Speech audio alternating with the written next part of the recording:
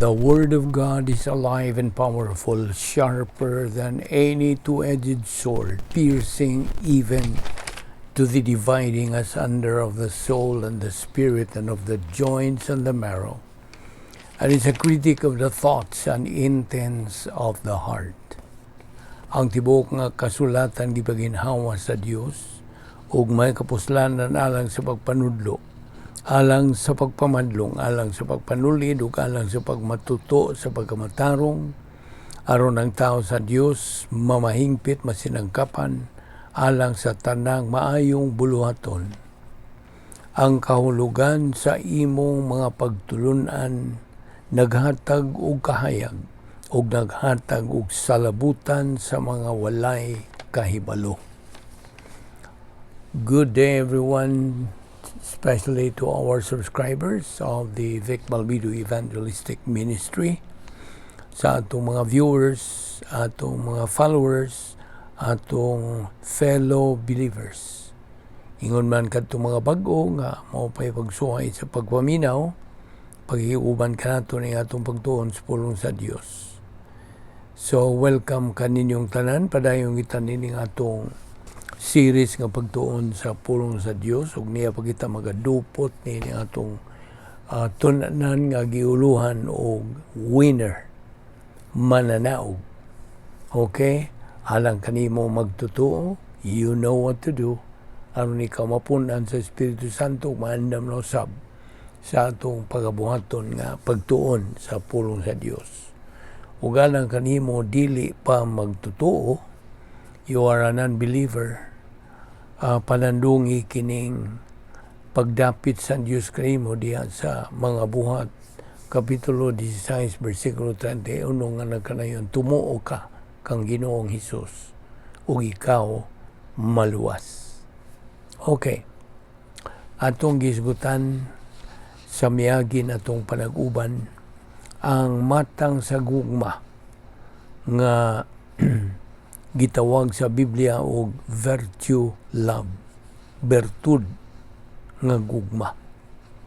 Og kining maong virtue love is a state of mind na ni sa atong pangunahuna. Kay labot pa ang Kristohanong paagis pagkinabuhi, kini matang sa pagpanghuna-huna. It is a system of thinking. So kining virtue love nga itong isgutan is a mental attitude love. And this is developed, maugmad lamang kinipinagi sa atong makanunayon, makugihon, malahutayon nga pagtuon sa pulong sa Dios. Kay kung wa kita'y pulong sa Dios dinhi sa atong kalag,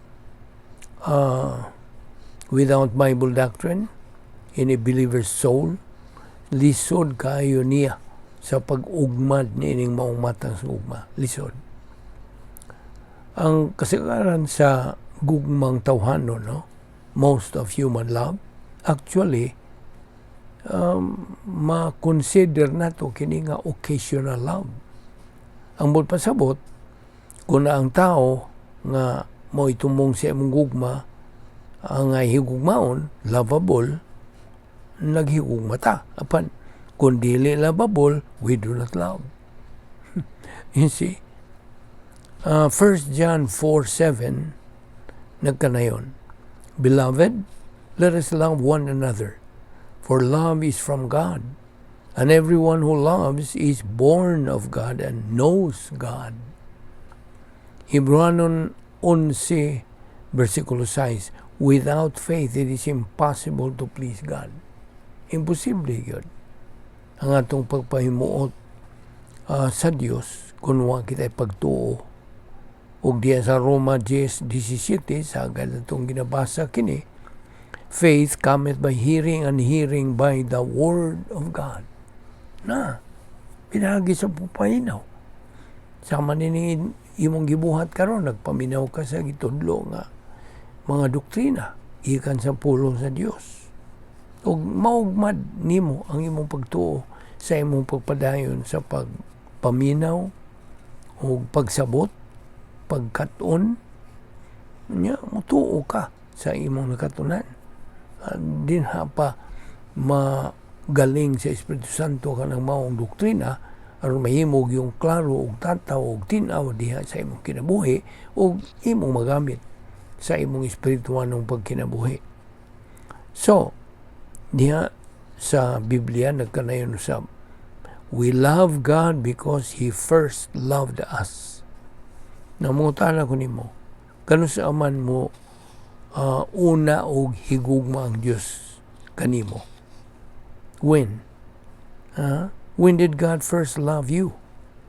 Tubag at salvation. Niadto yung higayon nga imong gituuhan sa Ginoong Kristo nga imong manluluwas, dito nagasugod ang gugma sa Dios. No niya ay punto sa doktrina akong dadon diha kanimo. Ang usa ka magtutuo nga way pulong sa Dios, diya siyang kalag, cannot attain virtue love. Dili siya makaabot. O without virtue love, imposible ang pagtuman sa talagsaon ng espiritual ng pagkinabuhi. It's impossible to execute the unique spiritual life. Virtue love is above all kinds of love. Baka nga no? Tungod kay kini nagagikan sa atong personal nga gugma ngadto sa Dios. Now, ang Colosas 3:15, let the peace of Christ rule in your hearts, to which indeed you are called in one body, and be thankful. 1 Corinthians 13 verse 13, but now faith, hope, love, virtue love na, abide these three, but the greatest of these is love. Kana laging love, virtue love. Now, again, we cannot love God by human love. Dili. It is only through virtue love. Kining maong klases gugma nga itong itunan karon. 1 John 4:7, beloved, let us love one another, for love is from God, and everyone who loves is born of God and knows God. Kana mga love diha gisgutan, virtue love na. Virtue love is not a kind of human love. Ako na pong giusob. Aron klaro gyud nimo, dili ni tawhanon nga matang paghiguma. Nangungutan na po ko nimo. Pangutan ta ka, malipayon ka ba ingon nga Kristohanon? As a Christian, are you happy? Follow-up question. Unsa may nagadasig kanimo as a believer ni Ginoong Kristo? What motivates you as a believer in Jesus Christ? Kaya binimo, kung sa gani ang magadasig sa magtutuo, mao kana ang iyang buot nga himuong pasiuna siyang kinabuhi. Kasabot ka? What motivates a believer is what he wants to prioritize in life.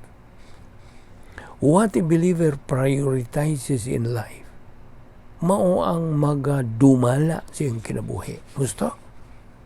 It is kana unsay iyang pasiuna sa kinabuhi niya, mao na mo control niya sa iyang kinabuhi. When a believer leads his spiritual life by emotion, sigurado yun siya nga failure.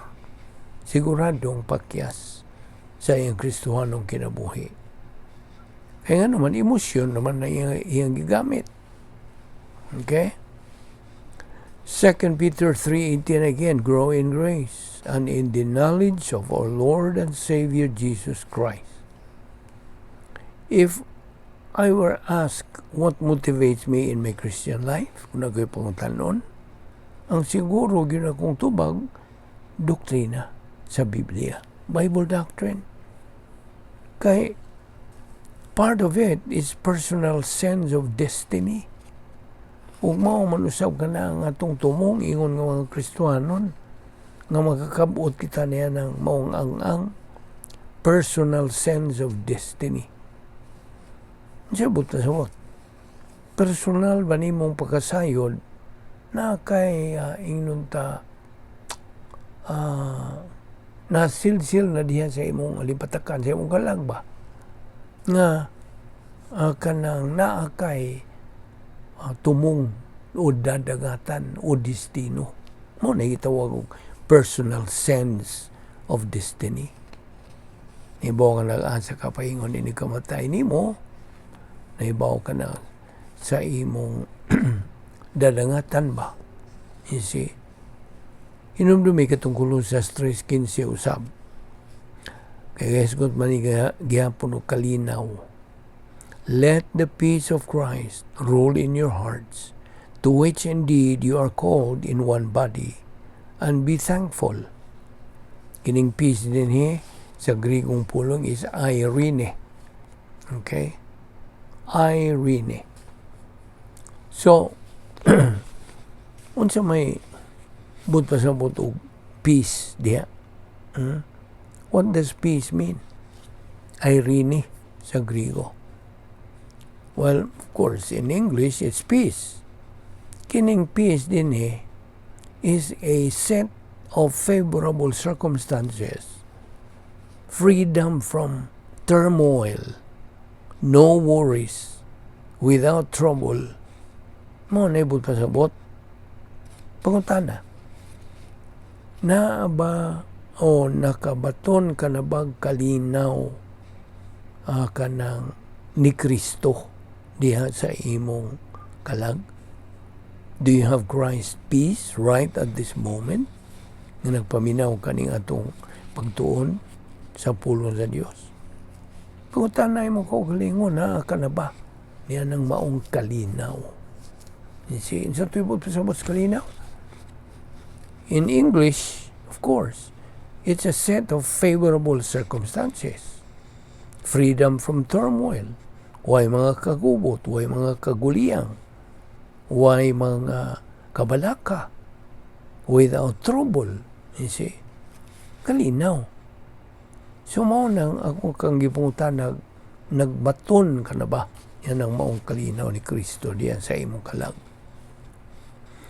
Diya sa John 14:27, peace I leave with you.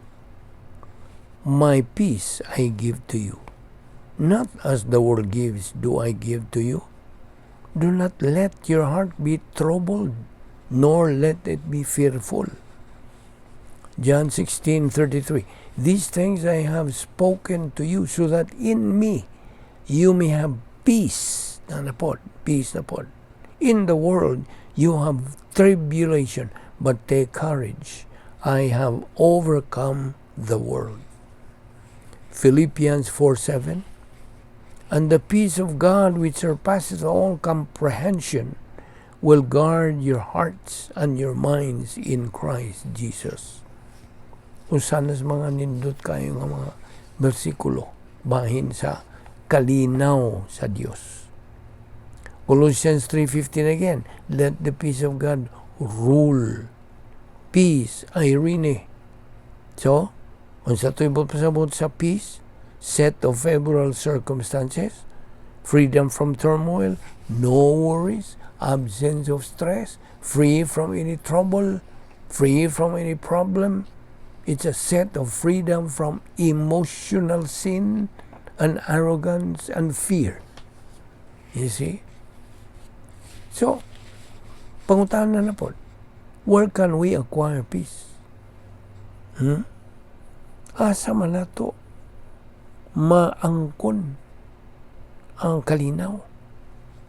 Now, ang pulong sa Diyos na kanayon, it is the peace that Christ gives us, natong mga magtotoo. John 16:33 again, these things I have spoken to you, so that in me you may have peace. Philippians 4:7, and the peace of God, which surpasseth all comprehension, will guard your hearts and your minds in Christ Jesus. Colossians 3:15 na po. Balik-balik na to eh. And let the peace of God rule in your hearts. Kining rule din ano sa may binisaya? To rule. Paghari. Or paharia. So, let the peace of God paharia diya sa imong kalag. Imong kasing-kasing. It means to control the activity of someone based presumably upon correct judgment and decision. So mao ka nang pasabot niya ng mga bersikulo. Balikon na to, Colossians 3:15. And let the peace of God rule, paria, in your hearts, to the which also ye are called in one body, and be thankful. Dias John 14:27, naghisgot ng peace of Christ. In John 16:33, peace of Christ. Peace. Now, ang kalinaw, ato lamang kining maangkon, mabatunan, gikan sa pulong sa Dios. Kay mao ka nang una-una ni Kristo. 1 Corinto 2:16. O kining maong kalinaw, atong tutukan karon, is a volitional benefit. See? If we have happiness, natural, we also have peace. O, there is contentment through it. Basta, naipagkontento kung ikaw malipayon, naikalinaw, kontento ka. Asa man mo magkita sa pulo sa Dios. Des Filipos 4:11. Gisgutan diha kanang maong pagkakontento. Contentment. 2 Thessalonians 3:16. Now the Lord of peace himself give you peace always by all means. The Lord be with you all. Now, sa diha nga atong maangkon kining maong matang kalipay o kalinaw, regardless of circumstances, musugod ta pag-enjoy sa personal sense of destiny. Yes. Suway ra gud. Now, of course, ako kang nagsuway ra gyud. Ingali wa ka pa makasinati nini, wa pa ka makabaton kay wa man ka masuway. You see? Ang bot pasabot ang pagsuway, nga imo nang gituuhan, imo nang gidawat. Kay ang Espiritu Santo na imo paklarog samot niya na. Iya ginang siguruhon nga masabtan nimo, maklaro nimo, tataw kung tinaw na gyud. Madili na mamakak, tinuod na, matuod. Sa diha nga mutuo ka, ang Espiritu Santo, mugaling na mumetabolize. O siguruhon niya nga, imo na ka nang magamit sa imong espirituhanong pagkinabuhi. Sabot? So, sa atong Kristohanong kinabuhi, we are to apply the various biblical principles aron nga kita makakaton o makaangkon pa og dugang yung acquaintance sa Dios every day of our earthly life. Ako ra gud ning ining lesson aron maklaro nimo kamong kanang di kayo maka sabot og binisaya. Now, paminaw.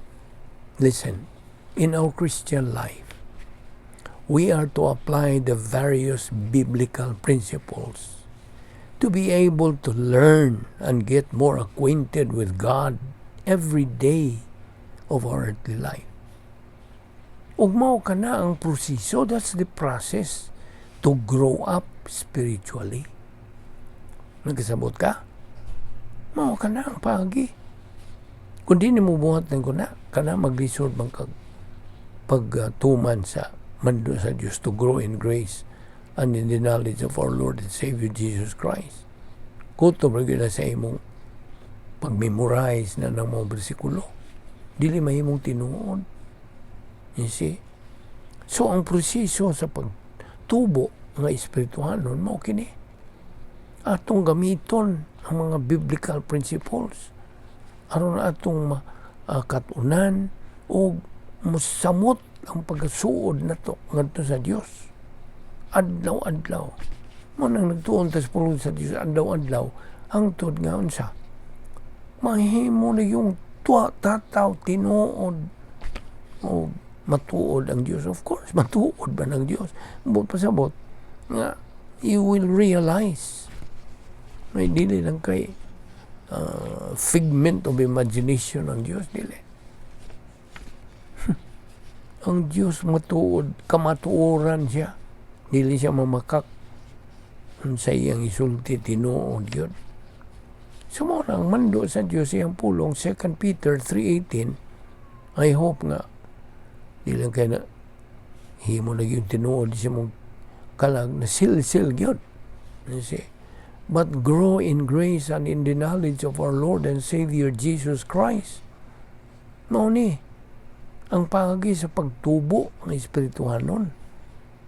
Dili kay sa mga tulumanon nyo sa inyong relihiyon diha ka. Dili. Mao ni.